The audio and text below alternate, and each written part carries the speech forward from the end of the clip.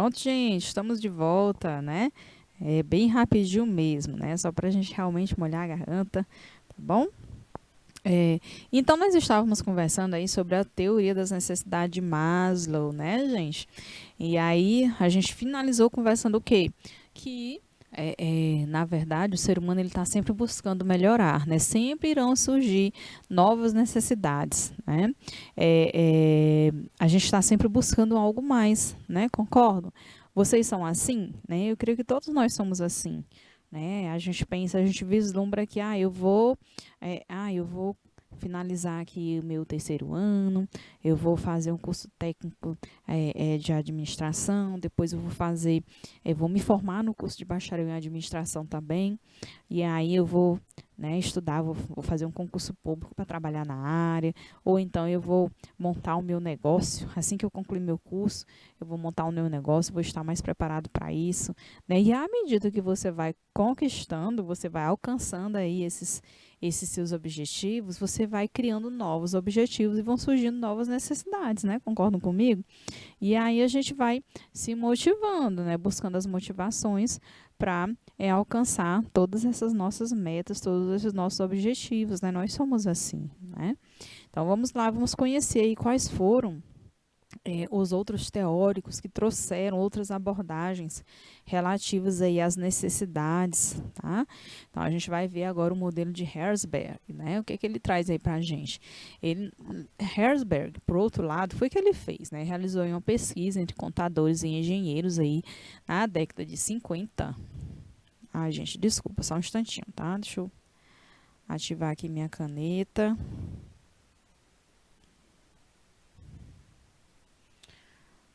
Deixa eu ativar aqui minha caneta, que eu gosto de fazer as observações. Pronto, vamos lá. Então, a teoria dele já é da década de 50, né? O que foi que ele fez? Ele solicitou aí que os pesquisadores registrassem dois momentos do seu trabalho, né? Que momentos eram esses, né? Um em que eles se sentiam muito mal e o outro em que eles se sentiam muito bem. E ainda que eles descrevessem, né, quais eram os fatores que faziam com que eles se sentiam em tais condições, né? Se muito mal, quais eram os fatores que levavam eles a se sentirem mal? Se muito bem, quais eram os fatores que levavam eles a se sentirem muito bem, né? E aí o que que acontece? Ele descobriu que os fatores considerados como pontos de realização profissional, olha aí, gente, tá? Não eram considerados pelos pesquisadores como fatores da não realização. Olha aí. Ao contrário disso, sentimentos negativos eram gerados por políticas administrativas, gente, né? Da organização, dentro das organizações, né? Olha aí que curioso, né? O que fazia com que essas pessoas não se sentissem bem no seu trabalho eram justamente aí as ações da empresa, né? Aspectos relativos à organização. Não era de forma nenhuma a questão da realização profissional, né? Olha que curioso, né? Segundo a teoria dos dois fatores, o que leva à produtividade do trabalhador são fatores higiênicos ou manutenção, ou seja, que estão relacionados aí ao ambiente de trabalho e proporcionam segurança, sendo questões de responsabilidade da empresa. Tá? São exemplos desse tipo de fator: salários, são os benefícios sociais, carreiras, são as recompensas, o reconhecimento, tipo de gerência, condições físicas e ambientais, as políticas da empresa, gente, as diretrizes, o próprio clima organizacional, tá? Os regulamentos, as normas, né? Porém, o que é que acontece? O que se entende é que esses fatores eles não geram motivação. O que é que acontece? Eles evitam a insatisfação. Mas, olha aí, o que foi que ele percebeu? Se eles não forem atendidos, podem gerar insatisfação mesmo sem desmotivar o trabalhador. Porém, o que que acontece, né? Michel, um estudioso aí da época, né? As pessoas continuam motivadas, né? Ó, as pessoas elas vão continuar motivadas porém insatisfeita, né? Insatisfeita, sim. Se persistir por muito tempo, né?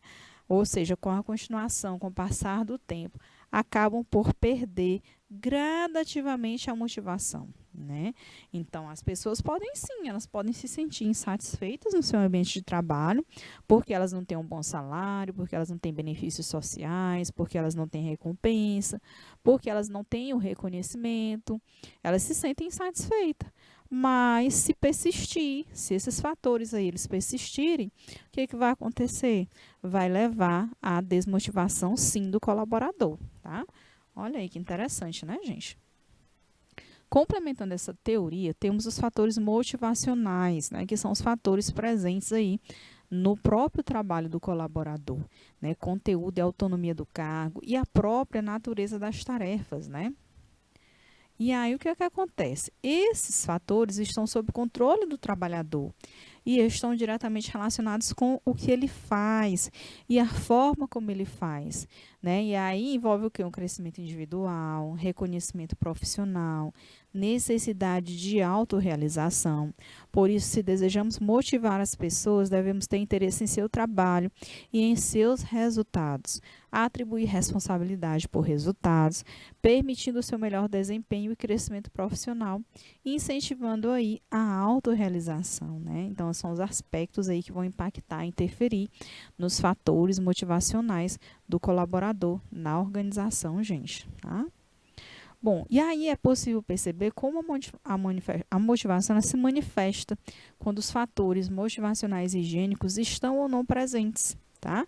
Olha aí, esse gráfico ele mostra direitinho. Então, a gente tem aqui, ó, fatores motivadores, né?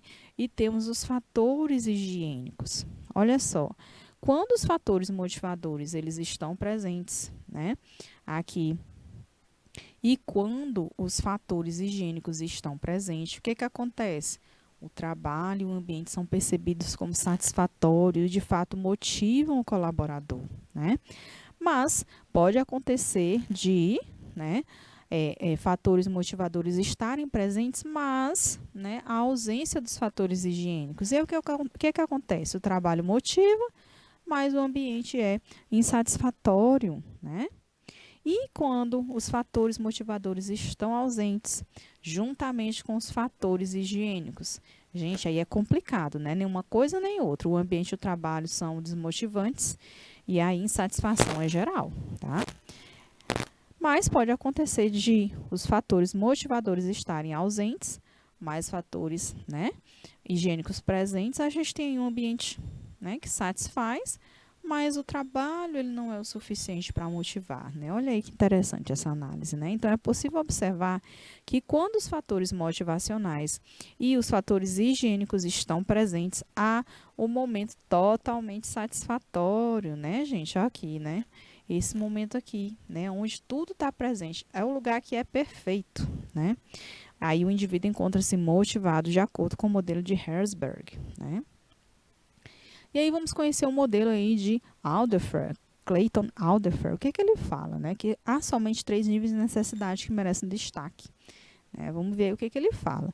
Ele fala das necessidades de existência, que estão diretamente ligadas aí aos fatores fisiológicos e de existência, né? Então, aí ele cita como exemplo o salário, a segurança no cargo, né? As necessidades de relacionamento, por sua vez, estão associadas aí à aceitação e à compreensão. Enfim, são aí as relações interpessoais, né? E as necessidades de crescimento, tá? E aí envolvem autoestima e autorrealização. Então, para Alderfer, o indivíduo pode transitar entre um nível e outro sem que necessariamente esteja satisfeito no nível anterior. Pode ainda estar no nível mais elevado e retornar aos níveis mais baixos, né? Um pouco diferente da ideia, né, da teoria da hierarquia de Maslow, né? Então, Maslow dizia o quê? Não, ele tem primeiro satisfazer as necessidades que estão na base da pirâmide, para depois ele ir subindo, subindo e satisfazendo aos poucos, senão ele não consegue ter a satisfação plena, né? E aqui, já o O Aldorf pensa diferente. E aí a gente tem aí, ó, seu modelo foi desenvolvido com base principalmente no modelo de Maslow, né? Sendo que, né, o RSC, que é chamado, que é a existência, relacionamento e crescimento simplificado. E aí a gente vê aqui, olha só, está aqui, ó, a necessidade de existência, né? Então, para ele, que são as necessidades fisiológicas básicas, as necessidades de segurança, temos as necessidades de relacionamento relativas aí às necessidades sociais, né, e de estima, tá? E as necessidades de crescimento, que entra aí a autorrealização e autoestima no que diz respeito à teoria das necessidades de Maslow, né? Então, vejam aí a diferença, né?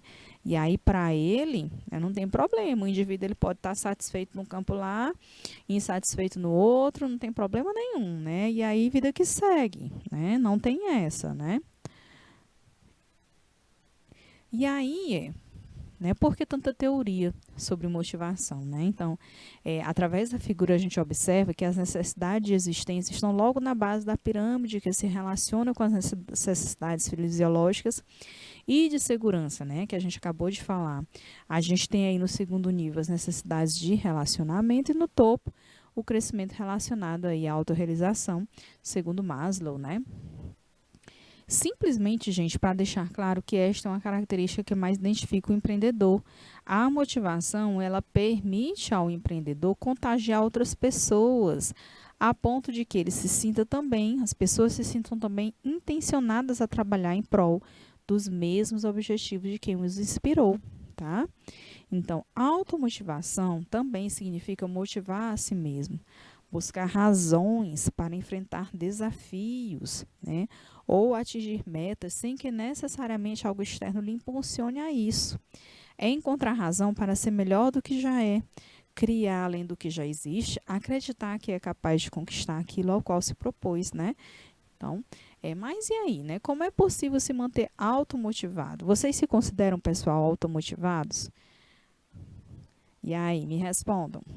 Cadê o pessoal? Cadê meus alunos? Cadê vocês? Cadê o pessoal de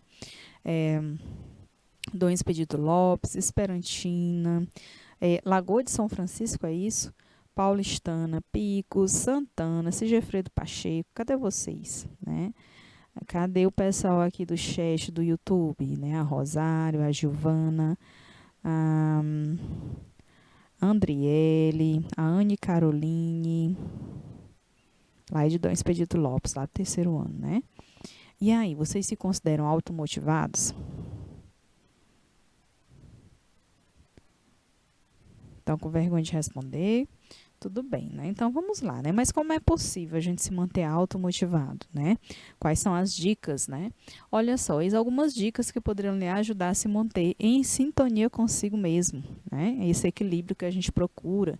Então, o primeiro ponto é confie em seu potencial, né? De modo que você possa se tornar cada vez melhor e, obviamente, ter sucesso. Então, você precisa acreditar em você mesmo, né? O Antônio disse que sim, perfeito, muito bem. Continuem assim sempre, tá? Outro ponto, gente, outra dica, planeje, né? Então, planeje tudo o que deve executar, a fim de que o risco de erro seja o menor possível. Só assim o desânimo não poderá abater a luta. Gente, vocês planejam a rotina de vocês? Vocês planejam a vida de vocês? Vocês fazem isso? Adotem essa estratégia, tá? Quando você planeja, é muito mais fácil você ter êxito. Gente, quando eu falo planejar, eu falo até da agenda, né? Eu gosto muito da agenda. Então, todo dia eu vou e faço, boto os tópicozinhos do meu dia seguinte. O que é que eu preciso fazer? Né? O meu planejamento, né? É o meu planejamento diário, tá? Mas eu também gosto de planejar. De planejar no sentido de estar fazendo alguma qualificação, de estar melhorando o conhecimento. Eita, eu estou precisando fazer um curso X. Depois que eu fizer isso aqui, aí sim, feito isso, eu vou poder partir para a próxima etapa, né? Então, procure se planejar, tá? Então, quando a gente sabe, né, quais são os nossos objetivos, quando temos metas, né, é tudo mais, vamos dizer assim, é mais fácil a nossa caminhada, né? A gente sabe que caminho seguir, tá? Outra dica, né? Sempre realize o que gosta, né? Procurem fazer algo, né? Eu falo isso realmente mais direcionado, principalmente à questão do profissional, né? Então, sempre realize o que você gosta. Não faça algo por obrigação e procure ver o que há de positivo na atividade que você está fazendo, se tiver que fazer, né? Por obrigação. Então, só assim o trabalho poderá ser feito com zelo. Então, procurem, escolham áreas que vocês tenham afinidade, né? Que vocês se identifiquem. Assim vai ficar mais fácil, né? A busca por conhecimento. Vocês vão estar executando um trabalho com prazer, né? Com alegria, com felicidade. E vão estar mais abertos aos desafios, né? Que esse trabalho possa vir a trazer para vocês, tá? Compreenda que muitas vezes o fracasso está relacionado ao sucesso, né? Então, a caminhada em busca do sucesso, nessa caminhada, podemos falhar em alguns momentos? Sim, né? Mas faz parte, né? É uma lição, é o momento da gente parar, repensar a estratégia, repensar o planejamento, né? Que a gente falou há pouco tempo aí, o que podemos fazer, né? Para conseguir alcançar o que a gente quer, né? Chegar ao sucesso, né? Invista em qualificação profissional, tá? De modo que esteja sempre agregando valor a si próprio, assim como as pessoas com quem você tem contato. Já investir em conhecimento, gente, é tudo hoje, né? Então a gente precisa estar alerta para isso. Saiba onde você quer chegar. Olha aí, gente, né? Acabamos de falar sobre isso. Pois só assim saberá escolher o caminho certo e o jeito de caminhar, né? Então pensem o que vocês querem, né? De repente pensar em um planejamento aí para curto, médio, grande e longo prazo, que a gente chama, né? Onde é que você quer estar daqui a um ano? Onde é que você quer estar daqui a uns 3 anos? E daqui a 5 anos, né? O que você pensa? Né? Onde é que você quer estar? Então, quando você sabe onde você quer chegar, fica melhor sim, né? Você traçar aí os seus objetivos de vida, tá? Bom, e aí a gente vai conversar um pouquinho sobre a questão da liderança, né, que também está aí dentro do perfil empreendedor, né? Então, liderar é a arte de inspirar as pessoas, tá? É a arte de inspirar as pessoas em direção à realização dos seus próprios objetivos. É a habilidade de influenciar as pessoas para trabalharem entusiasticamente, visando atingir objetivos identificados para o bem comum, né? Então, o líder, ele precisa saber aí envolver as equipes, né? Envolver sua equipe de forma que essa equipe entenda o quão importante né, o trabalho delas para o alcance de objetivos da organização como um todo. Tá? E ele faz isso mostrando para eles, né? Não é impondo, mas ele mostra, né, que o trabalho, que aquela atividade que ele executa ali no operacional soma com outras atividades para o sucesso da organização, né? E esse sucesso é um sucesso de todos, não só dele, né, do autogestor, da autoliderança, mas de toda a equipe, né? Então, o líder como inspirador. Diversos autores, eles conceituam o ato de liderar, né? E aí a gente tem o conceito de Bergamini. O que Bergamini fala? A liderança tem um forte respeito, tanto para quem dirige, como para aqueles que são dirigidos. Na maioria das vezes, o conceito assume uma conotação de dom, né?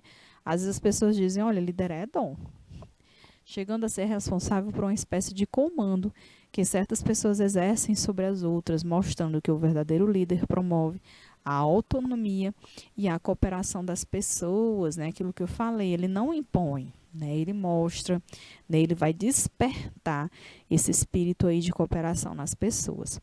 Mossack já complementa mais, né? O que ele fala? Liderar é fazer e fazer. É necessário formar equipes, né? Capacitá-las, inspirá-las a fazer cada vez melhor. E para isso, o líder procura formar novos líderes, né? Nesse contexto, o empreendedor inspira e é capaz de fazer as pessoas sonharem, né?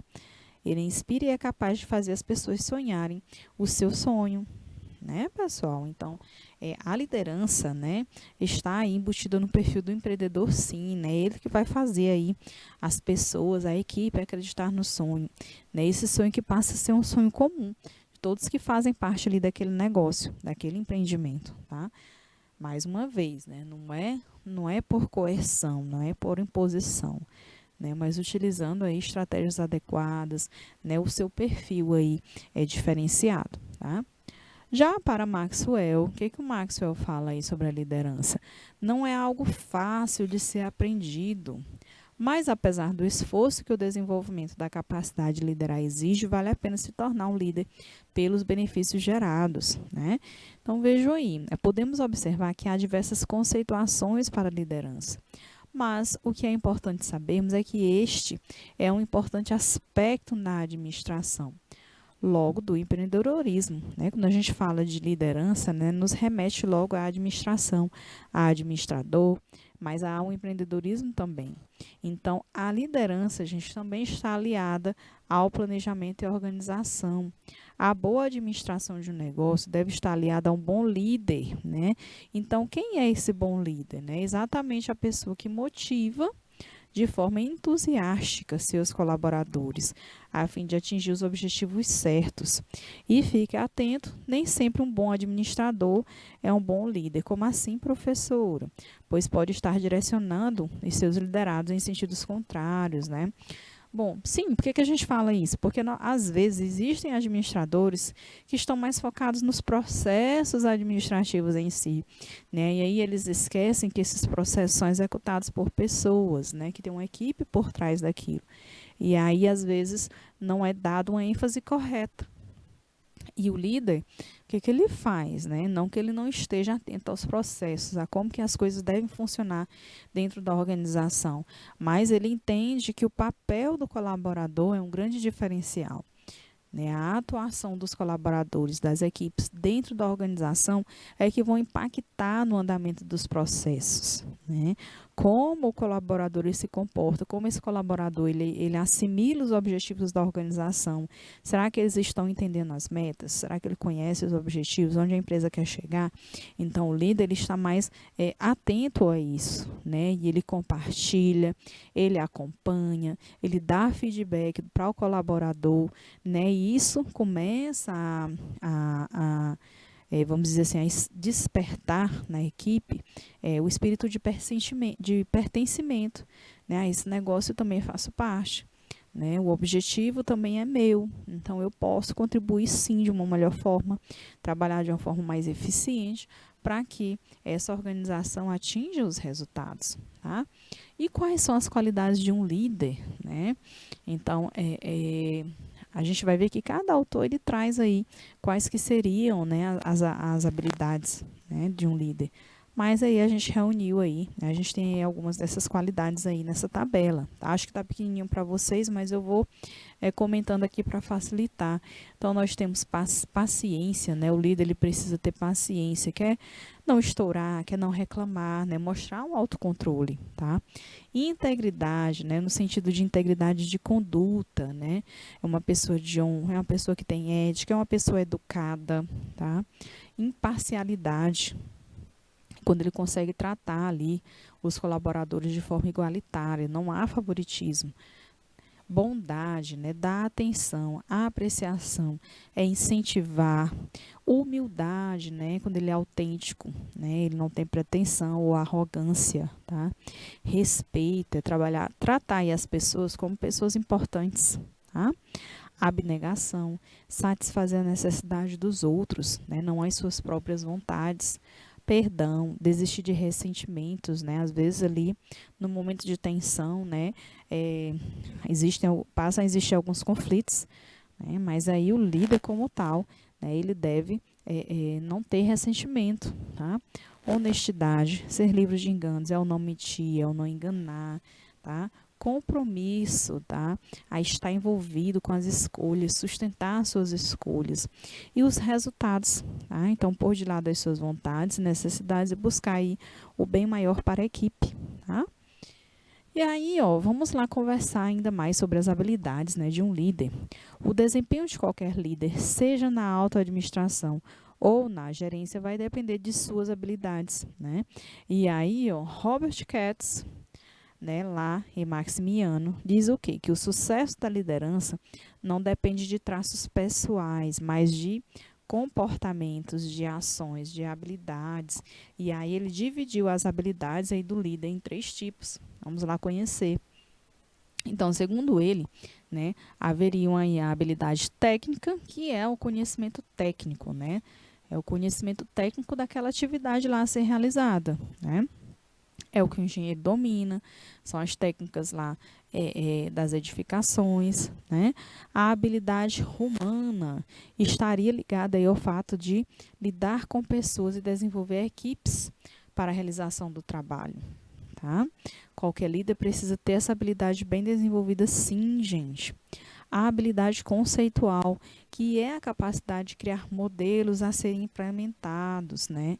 Está ligada aí mais ao campo das ideias. Nos cargos de níveis mais altos de uma organização, essa habilidade assume importância crescente, tá? Então, nós teríamos aí 3 habilidades: a habilidade técnica, a habilidade humana e a habilidade conceitual, né? Vamos ver aqui elas aqui nesse gráfico, né? O que que acontece? Aqui, ó, aqui seriam os níveis da organização. Aqui a gente tem o nível operacional, tá? Que é onde acontece aí mais o desenvolvimento das tarefas, né? Então, a gente vai perceber que aqui, gente, a habilidade técnica, né, ela é importante, né, mais importante até do que a habilidade conceitual. Observem aqui o espaço, né? Precisa da habilidade humana? Sim, a habilidade humana, ela é presente, ela é forte, ó, em todos os níveis da organização, tá? Olhem aqui, né?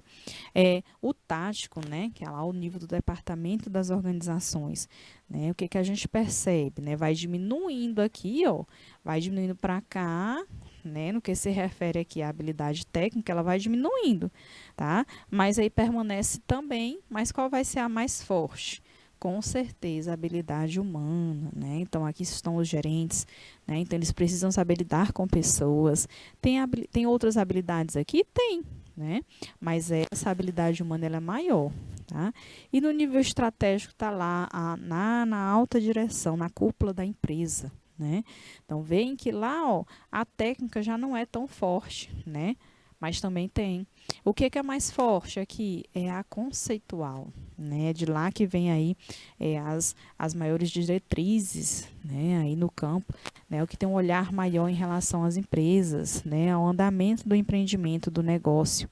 E a habilidade humana permanece. Por quê? Porque a habilidade humana ela precisa estar em voga aí em todos os setores da organização. Certo, gente? Deu para captar? Deu para entender direitinho?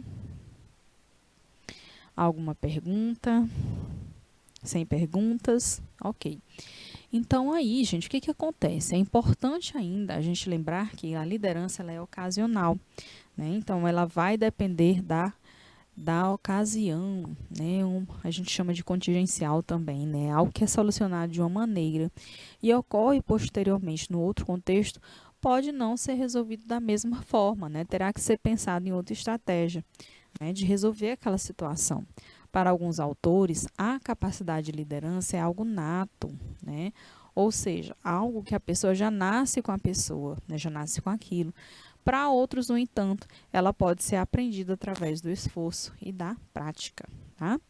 A globalização, gente, econômica, ela está associada às inovações tecnológicas em várias áreas, inclusive na construção civil, permitindo agilidade de processos produtivos, bem como a melhor estruturação dos negócios. Isso se deve ao fato da ocorrência da abertura do cenário internacional, que proporcionou aí o surgimento de diferentes formas de organização do trabalho, né? Então, aqui a gente está só remetendo aí mais uma vez à questão do mundo globalizado que a gente vive, né? E aí, esse mundo traz cada vez mais inovações tecnológicas, tá? Em diversas áreas, na verdade, né? E aí, tem que se pensar em novos processos produtivos, melhores estruturas de negócios, tá? Tem que se estar atento aí a influência do comércio internacional e aí leva também ao surgimento de diferentes formas de organização de trabalho, né? Porque a empresa passa também por mudanças para atender às mudanças do mundo globalizado, tá? E aí o que é que acontece? Há algumas décadas o trabalho ele era feito tipicamente de forma artesanal, tá? Onde o mesmo indivíduo ele confeccionava um produto inteiro, né? Hoje o que é que acontece? Né, em virtude aí desse mundo globalizado, né, das modificações, né, das mudanças nas próprias em relações interpessoais, métodos, né, os métodos aí de trabalho foram aí, vamos dizer assim, sendo substituídos, né? Os vários colaboradores que trabalhavam a fim de compor um único produto por uma única pessoa que conheça e saiba como operar o equipamento de produção. O que acontece? Muitas horas eram dedicadas ao desenvolvimento de um único produto, enquanto que hoje, né, o que acontece? Máquinas substituem a mão de obra de diversos profissionais, gente, né? Hoje a gente já vê, aqui em Teresina, acho que já tem supermercados, por exemplo, que tem o caixa com a pessoa, né? O profissional ali passando seu produto, ele dizendo quando tem, você pagando para ele, e tem o caixa automático lá, né, onde você leva suas compras, tem o lugar de pesar e você mesmo passa suas compras, passa seu cartão, executa a compra, paga o que você comprou no supermercado e vai-se embora, né? Então vejam aí, né, como é que está hoje, né, o mundo da tecnologia. Mas o que é importante destacar aí, gente? Que nada substitui o profissional qualificado, tá? Para ele sempre haverá uma oportunidade de trabalho, uma vez que em qualquer contexto será necessário alguém para operar os equipamentos cada vez mais sofisticados. E aí, diante desse avanço tecnológico, o que acontece, né? Diversas formas de trabalho têm surgido e se tornado legítimas, né? Como é o caso da terceirização de serviços, né? Empregos temporários, trabalho em tempo parcial. E aí essas tendências elas têm sido vistas de forma globalizada, né? Hoje muitas empresas preferem terceirizar alguns serviços, tá? Às vezes, dependendo do tipo de negócio, eles acham mais interessante oferecer vagas de trabalho temporário, por exemplo, né? Ou de repente de trabalho parcial, né? Então a empresa ela ficou mais alerta, né? E para atender aí essas mudanças do mercado, tá? Com o mercado globalizado, aberto a novas economias, é essencial a existência de competitividade, de preços menores, de maior qualidade de produtos e serviços. Para isso, em muitos casos, torna-se necessário flexibilizar, né? Flexibilizar a produção, flexibilizar em relação aos custos, que é reduzir custos, às vezes adequar a própria força de trabalho. O fato é que a produtividade tende a aumentar cada vez mais e os postos de trabalho irão sofrer a operação inversa, né? Ou seja, irão diminuir. A padronização de processos, produtos e serviços é cada vez mais viável, né, gente? Então, são aí mudanças impactando, né, nas organizações. Então, as organizações vão precisar passar, e já tem passado, na verdade, né, por N mudanças também. Tá? Então, as mudanças têm ocorrido não apenas no trabalho, mas nas relações interpessoais. Entende-se por relação interpessoal a troca de informação entre duas ou mais pessoas. As pessoas têm se tornado cada vez mais competitivas quando o seu objetivo individual a ser atingido é também um objetivo do outro, né? Por outro lado, elas são solidárias quando o objetivo de um é comum ao grupo e beneficia a todos, né? Então, menos mal, né, gente? Então, aí só reforça aquilo que eu estava falando, né? É necessário que a gente esteja buscando sempre o quê? Conhecimento, né? Que a gente busque se qualificar cada vez mais, né?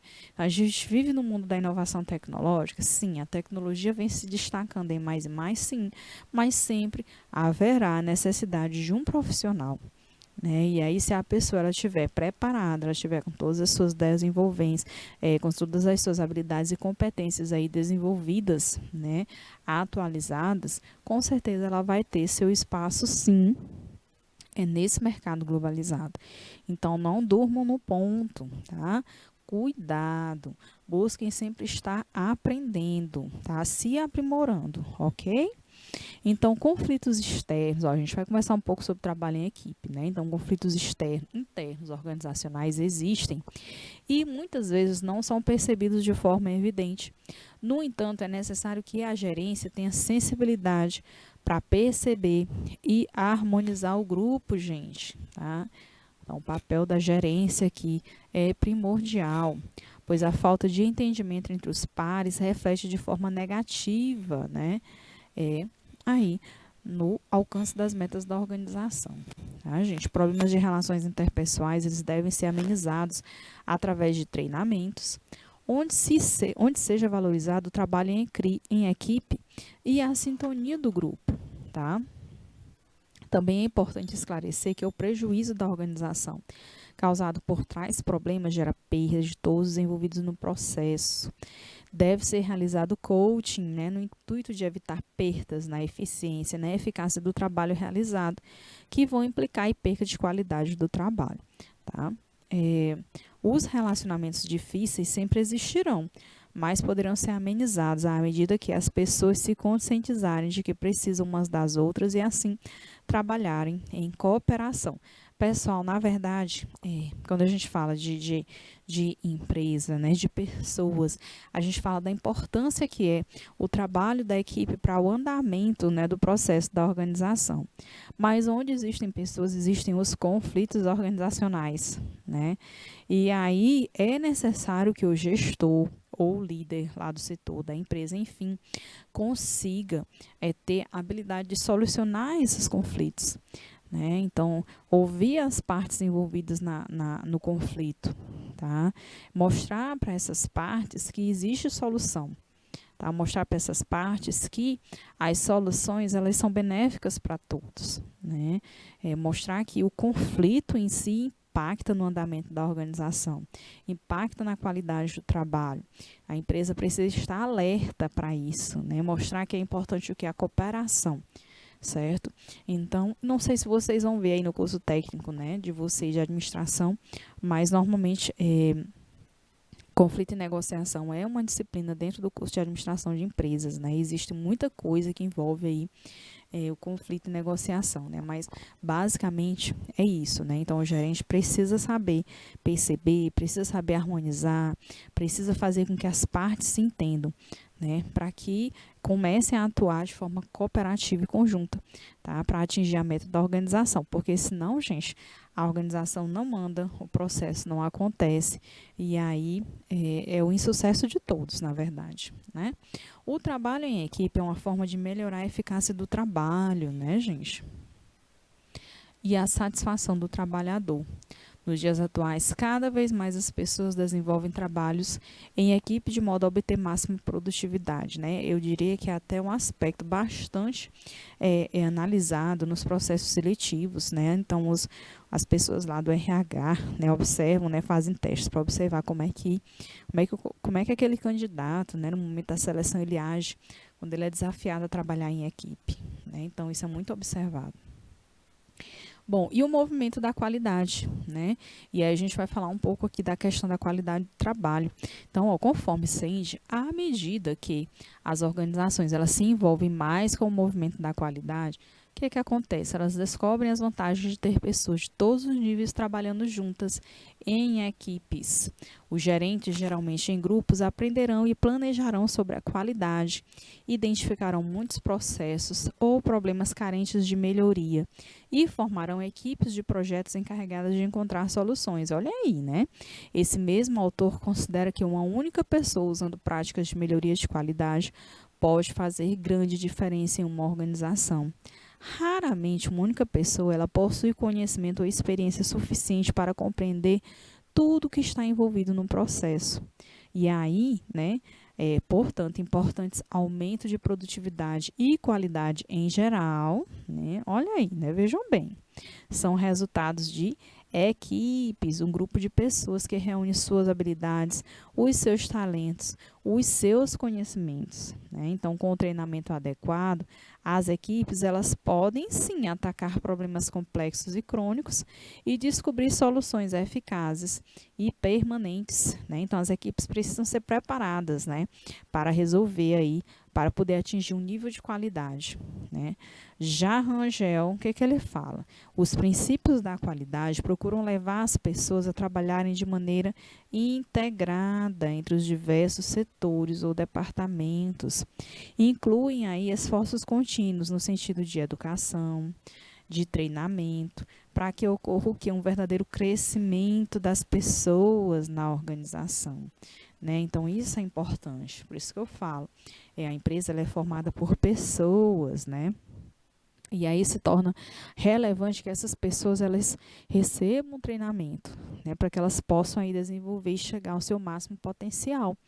E aí quando elas crescem, quando essas pessoas crescem dentro da empresa, a empresa também cresce, né? Cresce em qualidade, cresce na eficiência, na eficácia, certo? A empresa ela não pode se omitir em relação ao potencial da sua equipe. Quanto ao trabalho em equipe, o autor ressalta que em muitas empresas não há equipes de trabalho, né? Mas verdadeiros bandos realizando o trabalho sem nenhuma sinergia, né? Então, o trabalho ele precisa ter sinergia. Transformar bandos em equipes é uma forma eficiente de criar sinergia, né? E maximizar os esforços individuais. Uma forma de tornar os funcionários mais comprometidos com os resultados é fazer com que eles participem do processo de decisão. Aí eles ficam extremamente motivados, né? Assim, os mesmos se mobilizam mais em função dos objetivos da empresa. E aí, para que isso aconteça, é preciso ter o quê? Uma gerência participativa, uma mudança de atitude na comunicação também, né, que estimula aí a participação dos funcionários. As empresas elas estão cada vez mais estimulando a formação de equipes internas de trabalho, né, para melhorar o desempenho dessas equipes. O que é necessário? Né? O que o gestor precisa fazer? Né? Ele precisa dizer claramente, né, o que ele espera da equipe, é aquela comunicação eficiente, né? Enaltecer, reconhecer o valor do trabalho em equipe, estabelecer a confiança na equipe, estimulando, orientando para a execução de um trabalho factível, dar feedback, pessoal, isso é muito relevante, tá? Dar recompensas e reconhecimento pelo bom desempenho, certo? Então, aí estariam algumas estratégias para melhorar aí o desempenho das equipes, tá? Campos, por outro lado, né, já fala o quê? Para ser competitiva, a empresa deve cultivar uma equipe de elevada habilidade, ou seja, promover o crescimento do ser humano. Para tanto, é importante cultivar a adesão das pessoas, né, e conscientizá-las de que, como ser humano, o gerente não é melhor do que os trabalhadores, ele apenas tem um papel diferente, né? E um líder ele deve ser alguém capaz de motivar as pessoas a segui-lo, né? Independente de ser um indivíduo que já nasça com talento para liderar ou alguém que adquire essa capacidade de motivar as pessoas, né? De mobilizar as pessoas. Então, aqui está alguns exemplos de habilidade de um líder, né? Então, o líder, ele deve fazer o quê? Atuar junto com seus colaboradores, com os clientes e fornecedores, tá participando aí do processo, trocando ideias, tá? Paixão, o líder precisa ter paixão, tá? Um líder precisa ser organizado, tá? Ele precisa também saber delegar, gente, atribuir responsabilidades, certo? Gente, e aí nós estamos chegando no finalzinho da nossa aula, tá? Começando, vamos finalizando aí, né, no comecinho das habilidades de um bom líder, certo? E aí no próximo encontro, o professor André desenvolve, revise e desenvolve melhor aí essas habilidades de um bom líder, tá bom? Foi um prazer, pessoal, estar aqui de volta com vocês mais uma vez, né? Aprofunde os estudos, aprofunde as leituras. E aí, até breve, quem sabe, né? Uma ótima tarde para vocês. Tchau.